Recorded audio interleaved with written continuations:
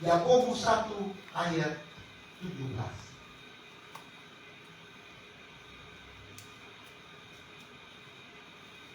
Yakobus pasal 1 ayat 17. Perhatikan. Setiap pemberian yang baik dan setiap anugerah yang sempurna datang dari mana? Datangnya dari atas, diturunkan dari siapa? Bapa segala terang. Kenapa Yakobus tulis ini? Cukup tulis Bapa di surga. Kenapa dia mesti jelaskan Bapa segala terang? Terang di surga, terang di bumi. Dialah Bapaknya. Kita adalah terang dunia yang baik diturunkan oleh Bapa segala terang. Jadi ketika kita datang kepada dunia, ketika kita bersaksi ke orang lain, maka orang lain itu sedang menerima pemberian yang baik dari Bapa segala terang. Sudah seringkali saya katakan, saudara, hope ini bukan saya yang dirikan. Saya tidak mau. Saya mau pulang, lalu ini yang bodoh tahu. Dia udah suruh saya ke rumahnya, mau dikasih duit saya. Saya ini sini ke rumah sebelum pulang. Saya udah pamit di depan jemaat. Tapi Tuhan mau mendirikan ini. Kenapa? Karena hope ini adalah pemberian yang baik dari Bapa segala terang. Kenapa? Di sini kita akan dibuat mengerti. Saudara, seorang marketing sebelum dia terjun ke lapangan, dia di briefing, dikasih tahu company profile, dikasih tahu apa yang mau kamu jual, dikasih tahu targetmu yang mana, apa yang mesti kamu tawarkan, cara berbicara dikasih tahu, cara berpakaian dikasih tahu. Jadi ketika dia terjun, 10 yang dia presentasi, kadang 10-10-nya tidak ikut. Padahal dia sudah dengan ilmu yang bagus, tawaran bagus, baju bagus. Begitupun saudara. Kadang kita sudah ajak orang kepada Tuhan. Berapa kali sudah ajak? Mungkin setengah umur kita habis cuma ngajak dia. Ke gereja Doko, ke gereja Ci, ke gereja Brul, ke gereja Ses. Tidak digubris. Tapi dengar baik-baik. Saudara dan saya adalah hadiah Tuhan, adalah pemberian yang baik bagi dunia ini. Di mana saudara hadir, dengar baik-baik. Kita anak-anak terang. Amin. Katakan kiri kanan. Anak terang. Saudara mau tahu dia anak terang atau bukan? Gampang. Saudara matikan lampu. Kalimat pertama yang keluar dari mulutnya, ketahuan dia ini anak terang atau bukan. Ada orang pas mati listrik langsung diumpat PLN. Wah, ini PLN nggak benar, kurang aja. Wah, itu bukan anak terang. Anak terang, walaupun listrik mati, dia tetap bercahaya. Kan harus begitu.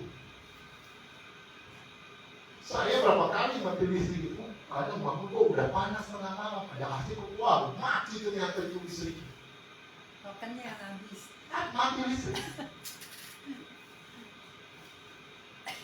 Setiap pemberian yang baik dan setiap anugerah yang sempurna, dia bilang begini, padanya Tuhan itu tidak ada perubahan atau bayang-bayang karena pertukaran. Artinya, apapun yang terjadi, terang dari Tuhan itu tetap bersih.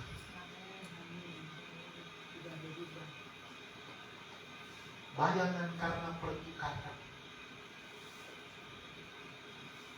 Saudara mau tukar, saudara punya gelap dan saudara tukar dengan terang, atau saudara terang, saudara tukar dengan gelap. Bisa, tapi Bapa itu tetap terang. Itu hebatnya Tuhan.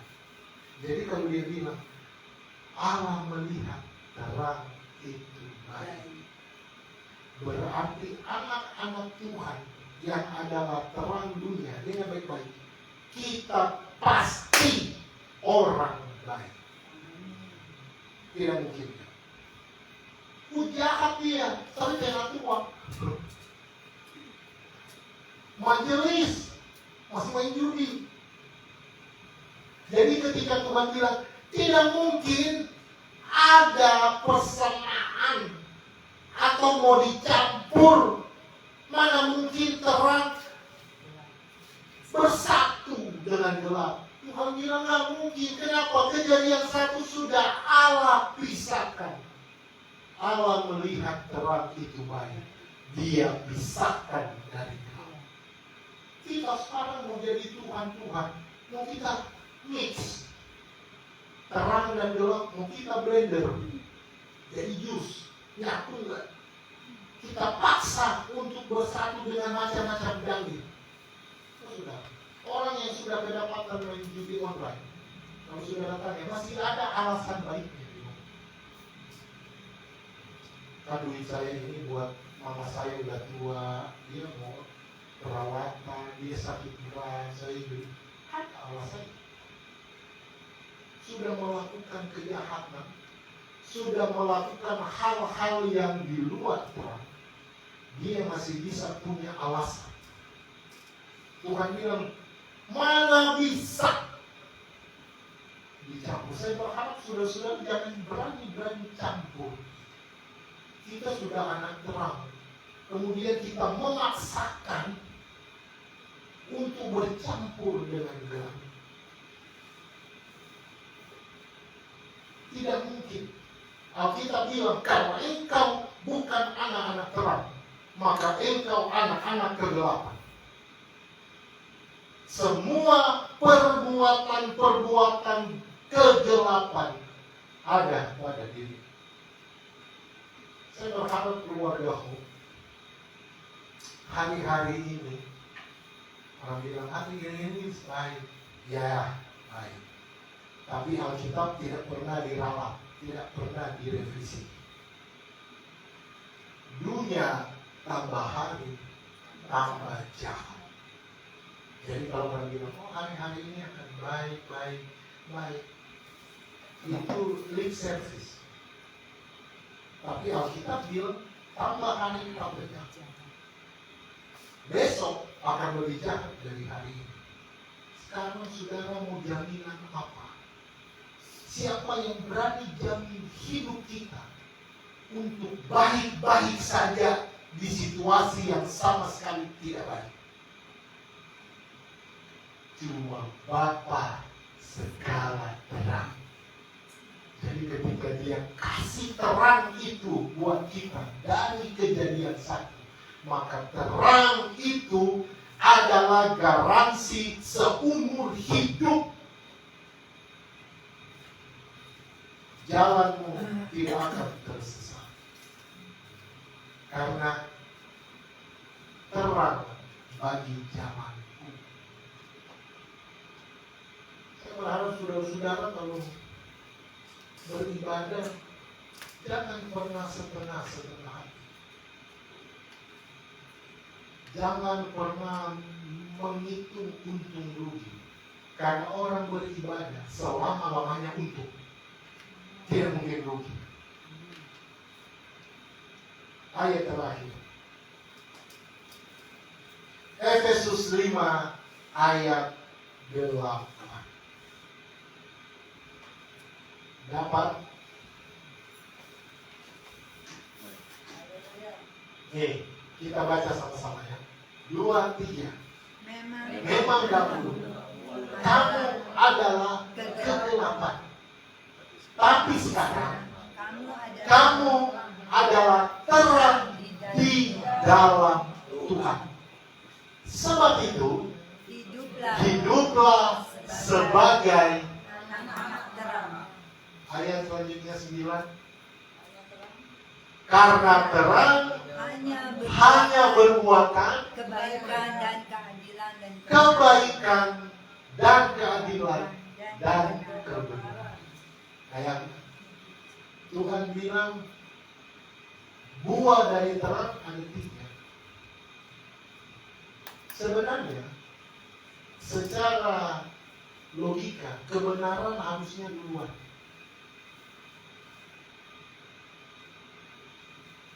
Yang baik belum tentu benar. Ada istilahnya. Tapi kalau benar sudah pasti baik. Tapi Tuhan bilang terang itu berbuahkan pertama kebaikan. Karena dari awal Tuhan bilang Allah melihat terang itu baik. Jadi selama saudara hidup di dalam terang, maka hidup saudara akan limpah dengan kebaikan. Amin. Dan kalau kita hidup di dalam terang, maka orang lain akan menerima banyak kebaikan. Amin. Tuhan memberkati kita semua. Hiduplah dalam terang Tuhan. Hidup dalam firman Tuhan. Amin. Baca Alkitab. Kayak Pak Anto misalnya, bangun pagi, anak-anak dulu diurusin, anak-anak banyak juga, ribuan. Renungan dulu coba nih. Ini orang yang sibuk ngurus ribuan anak. Anak angkat, anak kandung 1 doang, anak angkatnya ribuan. Tapi dia tetap bilang renungan dulu. Prioritas. Enggak dong. Lihat aja itu Alkitabnya udah kayak di make up, gagal make up, udah kuning, biru, hitam. Oh ini kalau Tuhan Yesus jadi mukanya udah macam-macam warna di mukanya. Bagi saya sampai detik ini masih baca Alkitab kecil tanpa kacamata. Pak Ronald dia nggak boleh nggak baca. Karena dia bisa ditunjuk tiba-tiba melayani. Wah, jangan sampai aku akan Alkitab ditembak langsung mati di tempat kita. Harus. Adios, baca Alkitab. Kan udah dikasih Alkitab kamu. Baca ya. Dulu. Yang bilang mau ngasih adios dulu kan cuma doang kita perjanjian baru. Enggak, lagi itu yang di baku sapa itu dari Pak Ronald kan dia bawa. Baru dikasih. Ya kan? Belum ketinggalan di rumah sih sekolah. Oh, nanti kita kasih. Dulu adios bawa Alkitab cuma perjanjian baru. Oh, itu mah. Dia nggak percaya Musa, Abraham, ini semua perjanjian baru. Nanti kita kasih lagi.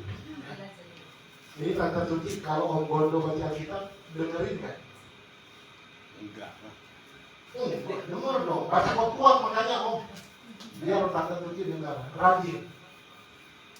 Kesehatan rohanimu ada di situ. Dan jaminan hidupmu ada di situ.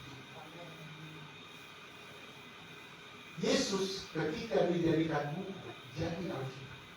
Alkitab itu kalau dijadikan manusia, Yesus setia dengan Tuhan. Amin.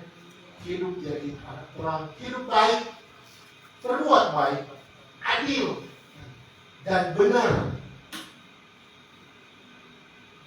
Tuhan Yesus memberkati, tundukkan kepala. Terima kasih buat anugerah Tuhan yang besar. Terima kasih buat firman Tuhan. Jadikan kami terang-terang Tuhan. Karena Engkau sudah memberikan terang sebagai jaminan kami, sebagai garansi seumur hidup untuk kami sampai Tuhan datang kali yang kedua. Terima kasih buat suaramu yang baik, teguran-Mu yang manis. Kami terima dengan syukur di dalam nama Tuhan